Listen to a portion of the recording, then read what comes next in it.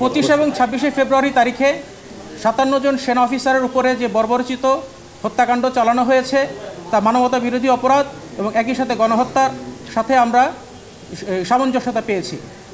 এখানে তৎকালীন অবৈধ প্রধানমন্ত্রী শেখ হাসিনা সহ তার দোসররা রাষ্ট্রীয় স্বাধীনতা সার্বভৌমত্বকে সংকটের মুখে ফেলার জন্য এবং তার স্বৈরশাসনকে দীর্ঘস্থায়ী করার জন্য দুটি বৃহৎ এবং শক্তিশালী নিরাপত্তা বাহিনীকে ধ্বংসের উদ্দেশ্যে এই গণহত্যা এবং মানবতা বিরোধী অপরাধটি সংগঠিত করেন। আজকে আমরা বিডিআর শহীদ পরিবারের উপস্থিতিতে মাননীয় ট্রাইব্যুনালের চিফ প্রসিকিউটর বরাবর একটি অভিযোগ দাখিল করেছি। অভিযোগে আমরা 58 জনের বিরুদ্ধে আমরা অভিযোগ দাখিল করেছি, তৎকালীন প্রধানমন্ত্রী শেখ হাসিনা সহ। এবং আমাদের অভিযোগ খুবই সুস্পষ্ট,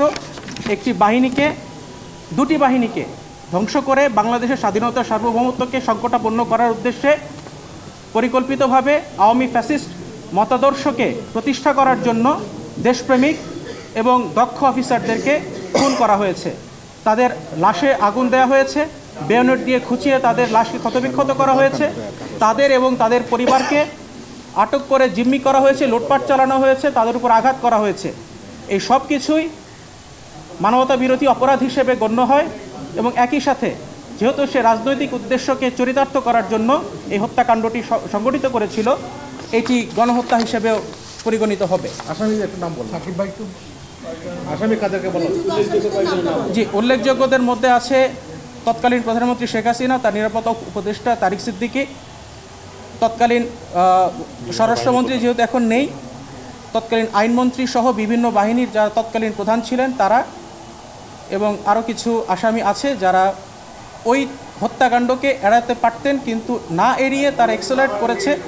ওই আসামিদেরকে আমরা এখানে ইনক্লুড করেছি। তৎকালীন ইন্টেলিজেন্সের যারা প্রধানগণ ছিলেন, দায়িত্বরত ছিলেন, সেনাপ্রধান ছিলেন, তারা এখানে আহমেদকে আসামি করা হয়েছে। তৎকালীন সেনাপ্রধান হিসেবে তিনি কোনোভাবেই দায় এড়াতে পারেন না এবং যে এখানে আসামি। শহীদ পরিবারে কে আছেন? শহীদ পরিবারে কে আছেন? শহীদ পরিবারের কে আছেন আগে একটু বলেন না। শহীদ পরিবারে কেউ নেই? শহীদ পরিবারদের মধ্যে এখানে আছেন, ওনাদেরকে একটু বলেন।